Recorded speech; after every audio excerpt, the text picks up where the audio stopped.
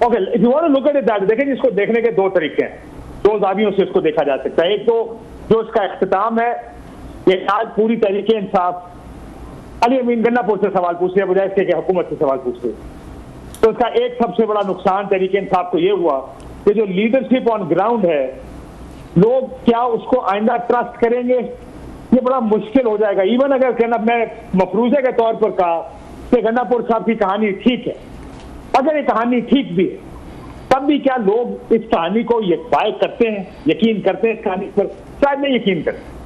तो इस वजह से एक तो तहरीक इंसाफ को सबसे बड़ा जो सेटबैक होगा इसका, कि जो बायर लीडरशिप है उसका जो क्रेडिबिलिटी लॉस है, लोगों को नहीं समझ आ जाएगा। लोग एहतजाज करेंगे, उसके लिए लीडरशिप चाहिए, लीडरशिप में उनको रास्ता दिखाना है। तो मेरा ख्याल है रास्ता दिखाने में लीडरशिप मेरे ख्याल में कम अज कम इस इस्लामाबाद के एहतजाज की हद तक नाकाम इसलिए रही है कि लोग उस दिन शाम को भी उनको ये पता नहीं था कि हमने करना क्या है। जी काशिफ, बहुत शुक्रिया आपका। आपने बड़ा इंतहाई एक सिग्निफिकेंट कमेंट पे आपने अपना ये रोका है ये खुद को, कि उनको पता ही नहीं था कि उन्होंने क्या करना है। ये आए हुए थे केपी से, हमारे दोस्त आए हुए थे या उनके फॉलोअर्स आए हुए थे पीटीआई के, तो अब समझते नहीं यही मकसद था कि वर्कर्स को लाने का, कि उनको मतलब उनको चार्ज करके लाया जाए और इस्लामाबाद की सड़कों पर छोड़ दिया जाए, कोई लीडरशिप ना जाए, कोई एमएनए, कोई पार्टी हेड, वो वर्क फ्रॉम होम करें और ये माब है, लोग खुद फैसला करें कि हमने क्या करना है। और फिर आपको तो पता है माब क्या करते हैं, तो हो सकता है ये स्ट्रेटजी हो कि माब को बिल्कुल हमने नहीं बताना उन्होंने क्या करना है, खुद समझदार है, खुद कर लें जो उन्होंने करना है। चलिए, मैं तो कह सकता हूँ, मुझे उम्मीद ही है कि सियासतदान अपनी गलतियों से सीखते हैं, और 9 मई की गलती से शायद इस पार्टी ने सीखा हो। लीडरलेस क्राउड को, मॉब को अगर आप किसी जगह ला के छोड़ दें, एक ट्रिगर, एक इंसिडेंट, एक इवेंट उस पुरअमन चीज को पुरतशद्दुद बना देते। हमने 9 मई को देखा, एक जगह पे ये वाकयात शुरू हुए और सडनली वो पूरे पाकिस्तान में वो वाकयात होने शुरू हो गए। अगर ये स्ट्रैटेजी थी तो इसका मतलब उन्होंने ना सबक सीखा है, और मेरा नहीं ख्याल ये स्ट्रैटेजी हो सकती है, बिकॉज उनको पता कि एक और गलती उसके बाद तहरीक इंसाफ पर सख्तियां मजीद बढ़ जाएंगी, पार्टी पाबंदी की तरफ जाएगी, पार्टी को कौन काम करने देगा, सब अगर एक 9 में दोबारा कर गई तहरीक इंसाफ, तो इस तरह ला के छोड़ देना it was a big mistake. मेरा ख्याल है उन्होंने ये सबक नहीं सीखा कि लीडरलेस क्राउड को नहीं छोड़ना, ये सबक सीखना चाहिए था 9 मई से। हालांकि 9 मई में लीडर्स सेकंड थर्ड टीयर मौजूद थे, वो फिर भी मॉब को रोक नहीं पाए, तो ये बड़ी गलती थी।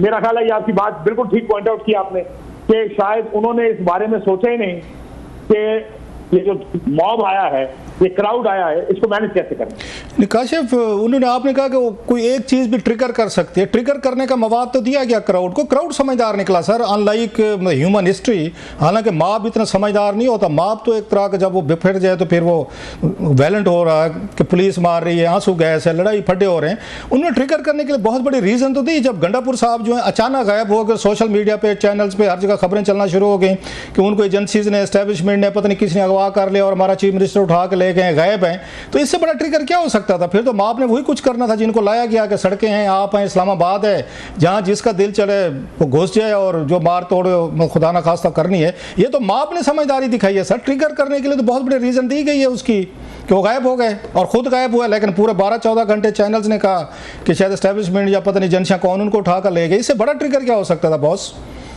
ये बात आपकी ठीक है रऊफ साहब, मैं ये जानता हूँ कि कुछ लोगों का जब अगेन गंडापुर गायब हुए हैं, क्योंकि इसकी एक हिस्ट्री भी आपको याद होगा, 7 घंटे के लिए दफा पहले भी गायब हुए थे जी, उन्होंने कहा कि इन्हीं लाइंस पर अली अमीन को तो अभी गायब कर दिया गया है या वो हो गए, और किसी ने कहा कि फिर जो वर्कर है, वर्कर को केपी हाउस ले।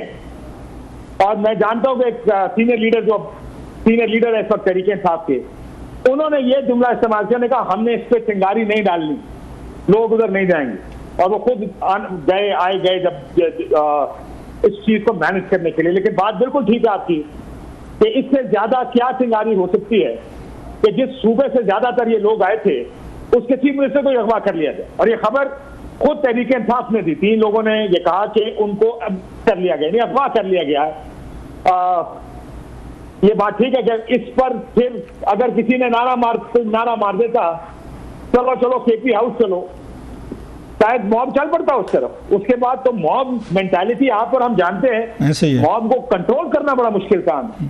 तो ये शायद मॉब, जैसे आपने कुछ वीडियोस देखी हैं, आपने देखा कि कैसे उन्होंने फौज के साथ इंगेज किया सड़क पे जी।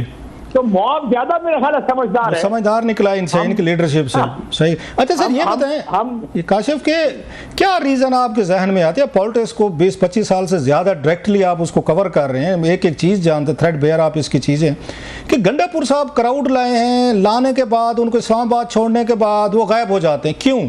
मतलब है उनको फरार होने की क्या, जो आप सवाल पूछ भी रहे थे और बड़ा अच्छा इंटरव्यू किया आज आपने गौर साहब का, कि उनको फरार होने की, भागने की क्या ज़रूरत थी? क्या उन्हें खौफ था? वो रहते इधर, बैठते, एक वज़ीर आला हैं, केपी हाउस हैं, गिरफ्तार हो जाते तो फिर और बहुत बड़ी खबर बननी थी, ये तो वो चाहते थे। तो उनको फिर भागने की, फरार होने की उनको क्यों ज़रूरत पेश है? इतना बड़ा क्राउड लाए हैं, उनकी जिम्मेदारी लें, अपनी उनकी जानें बचाएं, पुलिस वालों को बचाएं, इस्लामाबाद के शहरियों को बचाएं, आपकी जिम्मेदारी का आप लोग लेकर आ रहे हैं। तो क्या चीज़ उनके जहन में थी कि वो क्यों गायब हुए और 12-14 घंटे गायब हो गए, 12 जिलों के बाद फिर आके, जो आपने भी नक्शा दिखा रहे थे एक बड़ा दिलचस्प अपने में, कि what made him to fly, वो क्यों भागे हैं सर?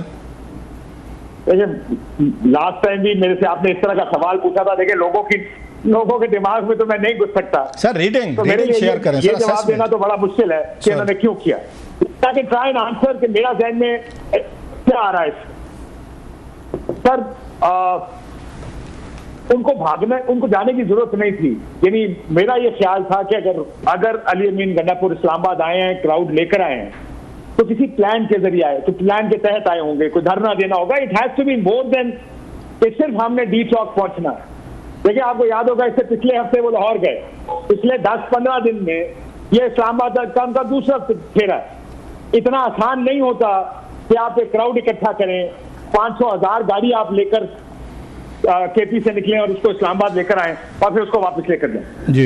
इसमें पैसे बड़े इन्वॉल्व हैं, इसमें ह्यूमन रिसोर्स बड़ा इन्वॉल्व है, जो कि एक सियासी जमात के लिए बड़ा मुश्किल होता है हर हफ्ते इकट्ठा करना।